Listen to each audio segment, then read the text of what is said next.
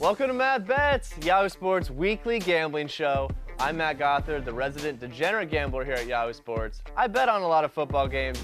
Here with my buddy who's played a lot of football games, Jared Quay. Jared, how's it going, buddy? Man, I am just excited for the football season to be back, man. I had to waste this whole summer watching baseball, man. Oh, it's the worst. Woo. It's the worst. I can't tell you how much money I've lost trying to bet on baseball to be a fan, and I'm out on it. Betting on baseball is like betting on flipping a coin. You never know. There's no actual, it could go either way. Exactly. Well, football's here, and we're really excited to get into it. We're going to bet on every single game in the NFL slate, starting from our most confident picks to our least confident picks. So we'll start off with our locks of the week. But there are no real locks, right? Like when you really look at the NFL games, there's no locks except for getting locked out of your bookie's account. But for us, we're locked and loaded on these picks. Jared, what's your number one pick of the week? I agree with you. There's no such thing as a lock. But I'm 99.98% sure that the Titans will not lose by 6 points, all right? The Titan line is plus 5.5 and jump on it. That is my 5-star pick of the week. Titans are a 9-7 team last 4 years. They're a playoff caliber team. The Browns got a bunch of weapons, but they got a second-year quarterback. They got a new coach, and they got to gel for week one to blow it out. That's a 3-point game. The Titans run the ball well. Every drive is going to be about 4 to 5 minutes, just taking time off the clock. I don't see that being a blowout at all. I don't know who wins, but I know no team's going to lose by 6. I don't know, man. When I look at that game, it's really tough because the Browns are going to want to feed their fans. Like, it's going to be a sellout. Everybody's really excited to see the Browns be good. And so if they're on the 20 with a minute left, they're not kneeing the ball. They're going to try to get that extra touchdown. So, yeah, 5.5, it's a lot of points, but I think they're going to win that by 14, especially with Odell. He's a 7-point swing in himself. So I think I'd probably take the Browns, but I don't hate it. I don't hate the pick. I think if they're the Browns and they try to run the score up, they end up throwing a pick 6 and they lose. It's the Browns we're talking about. It's not like they're a winning program like the Patriots, like they just have winning in their genetics. They lose. The last time they won an opening game was 2004. Yeah, but times are changing. Times are changing in Cleveland. So I'm betting against that AFC South team. You know what? I'm also going to bet against another AFC South team with my first lock, the Kansas City Chiefs. Minus 3.5 on the road at your beloved Jaguars. I know everybody thinks Nick Foles is going to be the answer because, yeah, Nick Foles is the answer in Philly. But here's the problem. He doesn't have nearly as many targets as he had in Philly. Zach Ertz isn't there anymore. I mean, who's the best wide receiver? And plus, Patrick Mahomes is going to light them up, man. So, Kansas City, minus 3.5. That's my first lock. I'd say like 4-star confidence. All right, so I have a bias to Jacksonville Jaguars, all right? I have a person I grew up with that's very close to me that happens to be my bigger brother that's way bigger than me that's on the Jacksonville Jaguars. And I've lost a lot of money betting on the Jaguars, so I will say that it's not a bad pick, but I have to hit you with some information. Hit me. Last year, Patrick Mahomes averaged just under 4 touchdowns a game. He threw a touchdown pass in every game except the game he played against the Jaguars. They still blew the Jaguars out because Blake Bortles should have been wearing a Chiefs jersey. But this is the one team that has a defense that can neutralize Patrick Mahomes, and I think some of them no-look passes may become some no-look pick 6s with the Jacksonville defense, man. No, he could throw a pick 6 and they're still going to win by 14. Like, when I watched the Chiefs last year, I lost money on them every game except for the times that they played the Patriots. And to be honest, the Jaguars aren't the Patriots, so I'm taking the Kansas City Chiefs. I don't want to hear any more about the Jaguars, so why don't you just go ahead with your next? All right, my next pick, all right? With gambling, sometimes you can't just bet on the spicy games that everybody's watching. You got to find some of the ones that slip through the holes, which is exactly why I'm choosing the Jets minus 3 to beat the Bills. Both these teams have been terrible for so long, it's hard to remember, but the Jets are the better team. They're at home, both have second-year quarterbacks, but one of them just happens to have the best running back in the league behind him, while the other one is working with a rookie. I think that Le'Veon Bell is a nice toy that's going to help Sam Darnold get out of trouble really easy with quick dump-offs that turn into 14-yard games. I think the defense is strong. They've added Quinnen Williams. They got C.J. Mosley and Leonard Williams on that defense. The Bills may be better than they were, but they are not going to beat the Jets week 1. I'm taking the Jets minus 3, and I'm going to do about 2 stars confidence. You know, it's crazy. We agree. We kind of agree on this one. I have Le'Veon Bell in my fantasy league, so I kind of want the Jets to win. I honestly not going to bet too much money on that game, but I would take the Jets -3 too. But that seems like a game I'm going to lose money on, so I'm going to stay away from the confidence rating. But one I am super confident about, and a lot of people are going to disagree with me on, are the Carolina Panthers +3. And I know what you're thinking. Los Angeles is just coming off a Super Bowl. They are, but they looked really bad in that Super Bowl. Let me hit you with some facts here. Right now, 80% of the money is on the Rams, right? The line hasn't moved. Cam Newton gets hurt, right? Line hasn't moved. Right now, the juice is even money. Why is Vegas wanting us to bet more money on the Rams? It's because there's a problem with Todd Gurley. And I think that the public has not seen it really. So I think this first game, there's a lot of value betting against the Los Angeles Rams. And so personally, I'm going to go ahead and take the +3 on the road, or at home, against the Rams, who are on the road, and I'm taking the Panthers. Oh, I want to agree with you because I don't want to touch the game. But the best player on the Rams isn't even on the field. It's the coach, Sean McVay. C.J. Anderson stepped right in where Todd Gurley left off, and he looked like one of the best running backs in the league. I think Gurley is an exceptional running back, but I think the system is built well. And Jared Goff just got paid, so now he got to prove that money right. I don't know if I would bet against the Rams week 1 with the Panthers team that you don't know what you're going to get. They're going to give you a heart attack. If you bet on that game, you're going to have a heart attack because they are the fourth quarter, like, Thunder team. They'll be losing the whole game, and it can be like, let's throw 4 touchdowns in the fourth quarter. So I like it, but be careful. Well, so that's 4 picks that we're both very confident in some manner. Here's a parlay that somebody is super confident in, gambling $30,000. 30 grand. Week 1 to win 180. Falcons +4. Steelers +6. Texans +7. 30 grand to win $180,000. Where does that parlay fall short? What team loses? For one, he got to have a lot of money to bet $30,000. You got to have a lot of money, so I don't feel bad if he loses it. That's in my head. But I just don't feel like, I feel like the Steelers, I want them to win, but you don't bet against the Patriots and the referees. Steelers will be winning by 1 point. Next thing you know, Tom Brady gets a pass interference call, roughing the pass, and they lose by 7. Who knows? Yeah, he either has a lot of money or that was the rest of the money, and it's all this 3-team parlay. But he's got to be pretty confident in it. But 3 underdogs? People like betting favorites. A lot. He must got a fix in. Yeah, no, I agree with you. He must be pretty confident on that. And speaking of being really confident, I think it's time for your commitment of the week. It's time for my commitment of the week. And I'm committing none other than my hometown team, the Denver Broncos, baby. I'm in a Survivor League. This is all about just winning 1 game, and I'm not sure when I'm going to be able to pick the Broncos again this season, so I'm going to choose them week 1 against the Raiders. And I'll tell you why, all right? The Broncos have an amazing defense. They had a defensive line with Chubb and Von Miller that can make any quarterback's life a nightmare. And then you add in the fact they actually have a quarterback on their team now. Joe Flacco's won a championship. He's been one of the best quarterbacks in the league for the Ravens at times. And I think that if he can just game manage well, guys like Phillip Lindsay and Royce Freeman are going to control the line of scrimmage. And I think that this could be a blowout for the Broncos, but I'm taking them just to win to keep my life alive on the Survivor League. I like it, man. There's a lot of value in betting on the Broncos this season, I think. Like Super Bowl odds, division odds, conference odds. People are kind of overlooking them, especially having Flacco. Defense wins championships. They definitely win Survivor League. So it's not a bad pick week 1. Well, I'm committing to Denver, and you can find a great-looking hat like this for you at Yahoo Sports Shop. Get your favorite team merchandise at Yahoo Sports Fan Shop. All right, so those are some of our more confident picks. We're working our way through every game, but slowly getting into the more unconfident zone, if that's even a word. But the thing about these games is that we feel good about them, but we would feel better about them if we put them on part of a teaser. So I think it's time to do some tasty teasers. All right, before you do that, explain to them what a teaser is, because my sister gonna watch this show and she don't know what a teaser is. Sure, okay, well, as we know, a spread is pretty much what Las Vegas thinks the final score is gonna be. So if a team is favored by 7 points, they think that that team's gonna beat the other team by 7.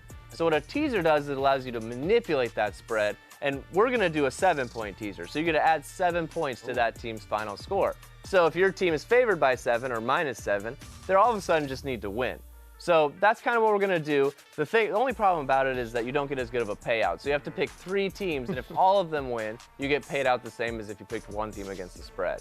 It's like the first class of betting, because it's like more expensive, but you can relax more. Your heart's not going to be beating until the last play. You got a cushion. You're like, oh, it's tied now. I got a 14-point spread. Relax. Let me go take a nap real quick, wake up and cash my ticket. Sure, you can stretch out, watch a movie. You don't have to watch the whole game.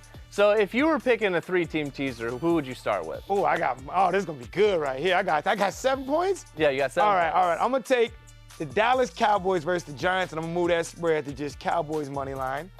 I'm going to take the Falcons +4 against the Vikings and move that to +11 against them. And then I'm going to take the Buccaneers, who are +1, and I'm going to move that to +8 against the 49ers. Wow. All right, let's break it down. Let's break it down because there's a lot of information you just put out there. I like the Dallas Cowboys against the Giants. I think especially now that Zeke's going to play, it's kind of a no-brainer that they're going to win straight up. Right, he's going to eat. Zeke's going to eat.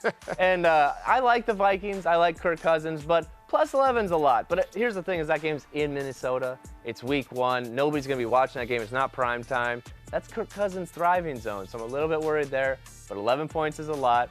And now that Tampa Bay's lines moved and it was +1 and it went up to 8, I do think that's a decent pick there because it makes it more than a touchdown. I think that game will be pretty close. I do like the 49ers to win that game, though. Okay, so let me ease the people who are worried about this, all right?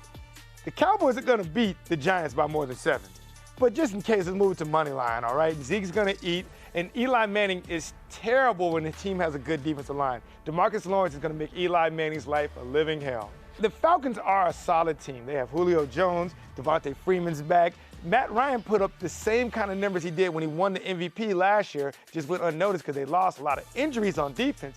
But those guys are back. They just added Alan Bailey to buff of the defensive line. They should be able to beat the Falcons outright, as my guy who spent $30,000 on his parlay thinks.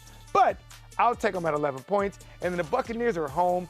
I think the 49ers are a lot of fluff. And then you take that traveling to the East Coast. I don't think Jimmy Garoppolo and them start off great week 1. I think the Buccaneers have a lot to prove this year. I think Winston gets it together. He doesn't throw picks. He throws touchdowns to guys like Mike Evans. I think Tampa Bay has a lot to prove before I start putting major money on them. But, like I said, they +8. beat the Saints week 1 last year. Okay, and then what did they do for the rest of the season? Like, it don't matter. They just like playing week 1. The season ends for them week 2. I don't know, man. I don't know. I mean, Eli Manning is the king of stop, drop, and roll, so I'm going to put most of my money on that game. Tell me what your tasty teaser is then. My first team I'm picking is the Seattle Seahawks, who are currently 9.5-point favorites against the Bengals, all the way down to 2.5. I love the Bengals. I have a Bengal cat, man. Like, they have a soft spot in my heart. But this game is going to be a rough one for them, especially on the road in Seattle. Russell Wilson just got paid, and they don't have A.J. Green. So I look for them to at least win by 2.5 points. The next game I'm doing is the Philadelphia Eagles, currently 10-point favorites against the Washington Redskins. I'm going to take that down to 3 points. If there's one place I don't want to play, and Case Keenum doesn't want to play, it's in Philly in week 1. Those fans are going to be going nuts. And the last game, I'm going to kind of shock you because I know that I'm out on the Steelers. But I'm taking the Steelers from +6 up to +13 against the New England Patriots. Tom Brady's fat now. He's like 70 years old. Yeah, he's like 70. So 13 points, they always win those games close. Plus, it's the first week. Steelers always kind of keep that one close. So that is what I would look to have as a 3-team teaser. I love your picks. I think they are amazing. I think that Jadeveon Clowney may be an X factor against Andy Dalton's life. And I think them missing A.J. Green, I wouldn't put any money on them. The Redskins might have the worst offensive line I've seen. I watched them throughout the preseason, and I'm like, poor Case Keenum.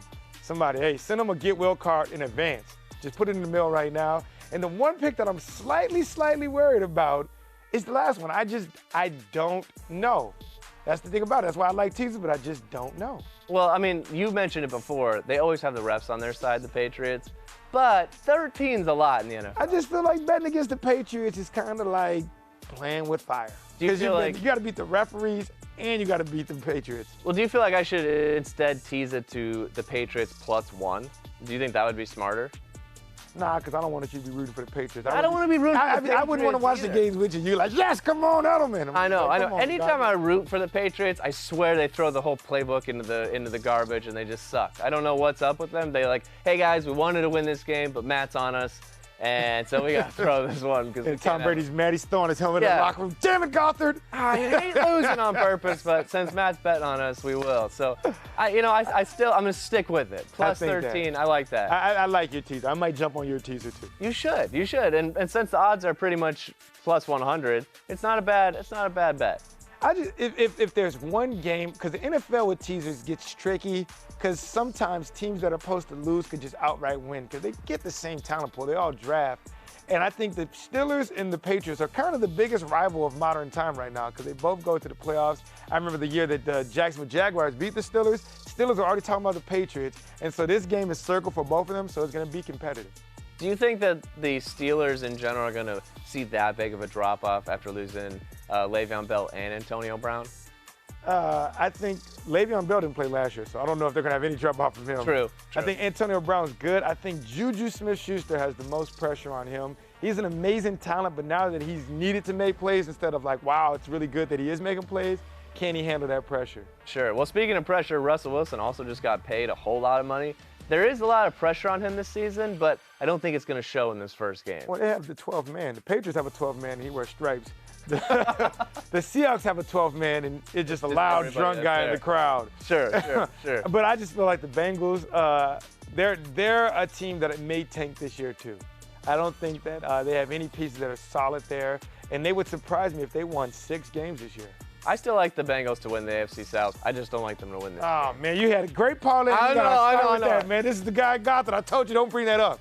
You know what? I had to. I don't hate that, and which honestly brings me to my favorite part of the show that we have, which is I don't hate it. One of the biggest ways to lose your money while sports betting is to overbet on too many games. There's some games you'll know more information and some you don't. And so what I like to personally do is get rid of games that I hate. And so, therefore, we'll end up on one that we don't hate. By eliminating the ones that we do, right? Yes. We're going to go through and just say, I hate that game, we're not betting on it. But So what's the first game that you hate? I want to bet on them all, but... We're going to bet on them all. No, but if there's one game I don't want to bet on, Yeah. it's the Lions versus the Cardinals. Both teams are bad. You hear me there. I said that. But you don't know which team is badder and by how much. One of those teams could lose by 30 points, and it would be like, well, they're still going to lose the rest of their games. And so I don't want to touch that game at all. So can you please get that off the board? I will get it off the board, but not without saying this. No matter what way I bet on that, I'm going to lose. If I take the Lions minus 2.5, it won't even be close. The Cardinals are going to kill them. If I take the Cardinals, Kyler Murray's going to end up getting sacked 45 times. So there's really no happy ending there. The only real way for it to be a good game is if TJ Hawkinson scores 4 touchdowns in my fantasy team. All of a sudden has one of the greatest draft picks of all time. But it's just hard. Both teams are so bad, like you said. No, so I don't think I'd touch that game. He might score 4 touchdowns, but then he's not going to score for the rest of the year because it's 2 bad teams. We don't know how he's going to do against the good teams. Well, speaking of teams that we don't know how they're going to do, I hate the Los Angeles Chargers versus the Indianapolis Colts because of this reason. Andrew Luck's gone, and we don't know how the Colts are going to look. I, in general, want to stay away from the Colts for the first couple weeks until we can see exactly how they're working, and I think it's going to look pretty bad. But we both know from past experience that the Chargers are a losing money machine. They will not cover, especially if they know that they could cover, they choose not to cover. So I'm staying away from that one. Los Angeles -7, no way. And you don't know. You don't know if the Colts are just like, yo, we're going to keep Luck on our side, and they just have angels in the outfield atmosphere where Andrew Luck's like in the background in the headphones like, throw it deep. And they just, I don't know. I just feel like the Colts are a good team. Andrew Luck's not 100% the team. They still got Marlon Mack. They still got some great weapons on defense, and the line is great. So I don't want to do that just yet. I hate that game. I don't want to bet on them. Well, we're not even going to be watching that game, but no one's going to go to that game because now that Andrew Luck's gone, who would even go there? Because usually it's the away team going to see their team play the Chargers. But I can't imagine a Colts fan be like, oh, I'm going to get on a plane and go see my Andrew Luck-less Colts play the Chargers. So I think it's going to be pretty empty there. Yeah, Disneyland's going to be crowded, though. It's going to be a bunch of Colts fans at Disneyland. Disneyland will definitely be crowded. All right, well, we got 2 games left to pick from. Which game do you hate more? All right, I actually love this game. It's football, but I hated to bet on it. The Texans +7 against the Saints. Texans are a playoff team. They're good. They have DeAndre Hopkins. They got Deshaun Watson. Will Fuller's back. J.J. Watt. But at the same time, the Saints, they are the best team in the NFL. Good defense, good offense, good run game, good throwing game. Michael Thomas, Alvin Kamara, Drew Brees, Cam Jordan. I just feel like you don't bet against the Saints at home. They're probably going to win by 7, but I wouldn't touch it with any of my money. It's so funny because we're on both different sides of it. I'm not going to bet on it, even though I probably will.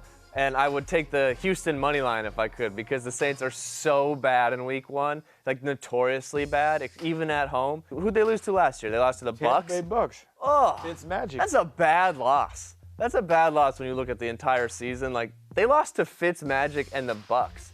So when They only lost like 3 games last year, so you got to take. Yeah, and they've only won like 3 games in the last 10 years in week 1. So I would take the 7 points, Houston Texans against the Saints. But we hate it, so we're not going to pick that game. Okay. Well, then that leaves us one that we don't hate.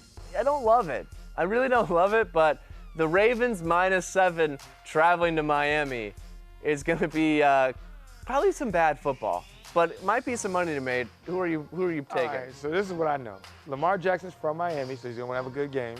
Mark Ingram has his first game on a new team. I think he's going to want to have a good game. And I think that they're hungry to save their coach's job, who might be on a hot seat. So definitely putting my money on +7 for the Dolphins. That's just how gambling works, man. Miami always pulls a rabbit out of a hat at home somehow. And I just feel like Fitzmagic is going to be magic. And I think that they might win that game outright, but they probably won't lose by 7.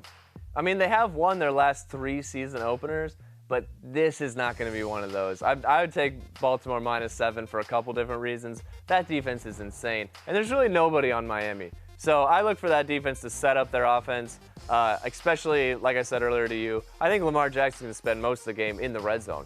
And so he won't have to do a whole lot of work other than just getting the touchdown. So -7 is not going to be that much. I feel like they have nothing to lose, which means they have the right to win. But I feel like they want to tank, so they're going to be winning. They're like, oh, snap, we should lose this game. They're like, let them score a touchdown, and then they lose by 3. Yeah, I mean, this is one of those games that you have to pay me to watch it because I really won't watch it otherwise. So I'm going to put a little bit of money down on the Ravens. If you put money on it, you're going to watch it. I'm going to watch it. I'll watch the whole thing.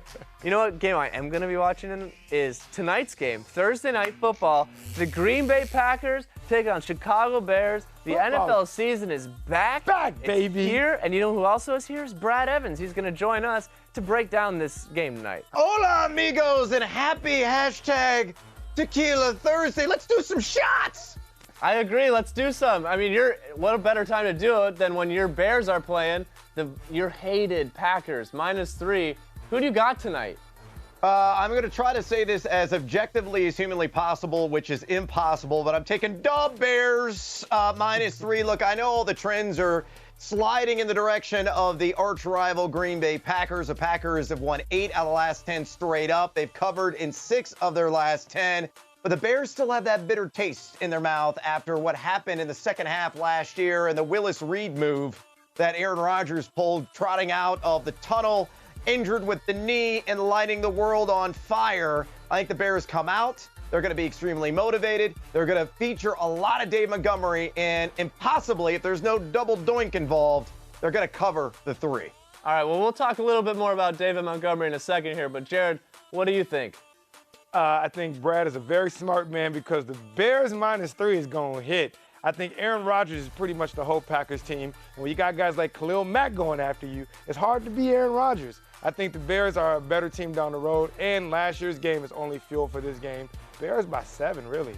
Oh, by 7, man, I'm fading you both. I think I'm going to take the Packers money line just because the value's there, and my wife's a Packers fan, so it's hard to bet against it. But Aaron Rodgers, man, it's hard to bet against Aaron Rodgers, and the Bears usually kind of disappoint week 1. I'm sorry, I hate to be that guy. But we can move on. I don't want you guys to hate on me too long. The over-under in this game is 46 points. Brad, how are you feeling about that? Well, this game's gone over, believe it or not, in 7 of the last 10 meetings. But again, I think there's going to be more of a ground focus for the Bears this time around. They have the best defense in the NFL. I think the Green Bay Packers defense is much improved on paper as well. Give me the under. I got it. Chicago 21, Green Bay 17. All right. Jared, what are you thinking?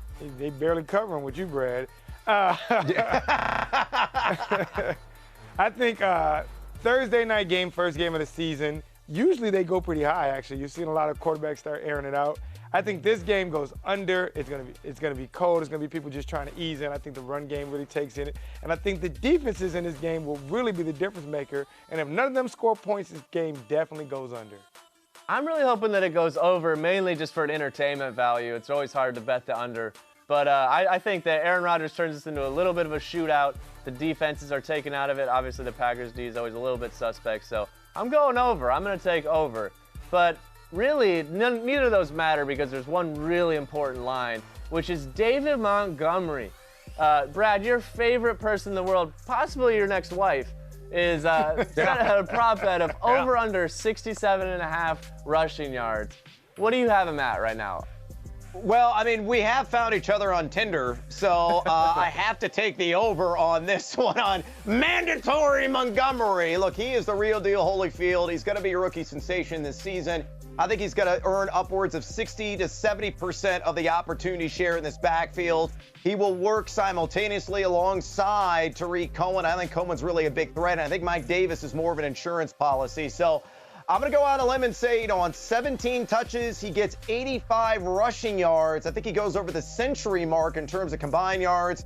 I think he finds the end zone as well. And a little side note here, guys. I do have a little action on Montgomery hitting 100 yards on the ground, scoring a touchdown, and the Bears securing the W at plus 625. Little parlay action there, little parlay. Jared, what are you thinking? I think that Brad needs to go out and buy a David Montgomery jersey because you are clearly a fan of him. Oh, it's happening. It's happening. I think it's a rookie running back playing in a big game. And I think that he's going to have to be averaging around 4 to 5 yards a carry at like 15 carries to get that number. And so I just think it's going to go under. I think that this game may get out and may become into a passing game. And I think he's competing with Tariq Cohen. I think he's competing with Mitchell Trubisky for running the ball. So I don't think he's going to take all the carries as a running back there. And I think he's going to go under 67.5. Well, Brad, you and me finally agree on something. I'm going to take the over. He's on my fantasy team, mainly because of your advice, and I'm really, really hoping that he can bring me to a title this year. So I got to take the over, otherwise I'll be putting myself in a bad spot. So I'm taking the over, I'm taking the under, and I'm taking the Packers money line. Sounds like we're all over the place. Yeah. But Brad, before we let you go, is there any NFL bets that you're also excited about this weekend?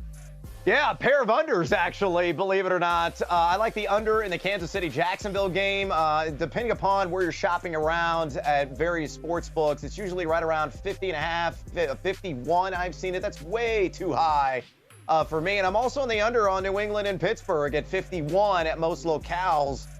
This Patriots defense is legit. They have one of the best secondaries in the NFL. A little bit sketchy defensively for the Pittsburgh Steelers, but I think this game is going to be lower scoring than anticipated. A game probably in the low 20s when it's all said and done. I don't think it's going to hit the mid or upper 20s to say pass that 51 number.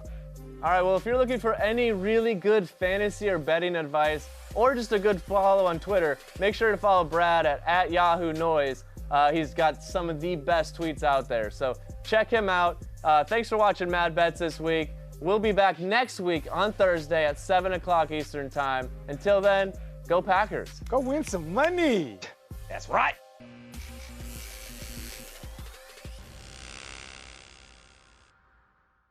Have you always wanted to watch sports on your cell phone? Highlights. Long range three. Let's go! Headlines. Breaking news, Baker Mayfield was snubbed for the Pepsi Rookie of the Year. How you feel? And guest stars. You watching The Rush. Yahoo has you covered every day.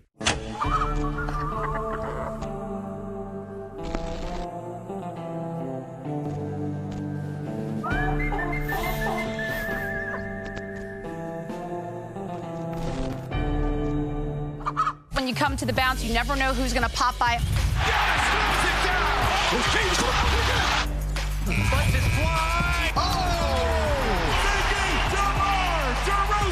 That's how the fans felt. Oh, look at. Oh, Yes. I'm load management. Come on, man, that's coming. Just Nowitzki. Everybody has their phones out. The Bounce on Yahoo Sports. It's the nightly pulse of the NBA. Hi, I'm Hannah. Welcome to The Bandwagon. Every week, I'm going to be telling you which team you should root for right now. This week, I'm bandwagoning the Twins. The Yankees. threes. Reasons to bandwagon the A's baseball's best 15 outfield assists. He dodged getting murdered and then did a push-up. Kevin Kiermaier has the bluest eyes in baseball. Let's do fan, not a fan. Meltdown. Be careful. Physics. I'm a fan. This happened to him. Not a fan of eating mayonnaise straight. Learn to beat the shift. Oh, right. Thin mints.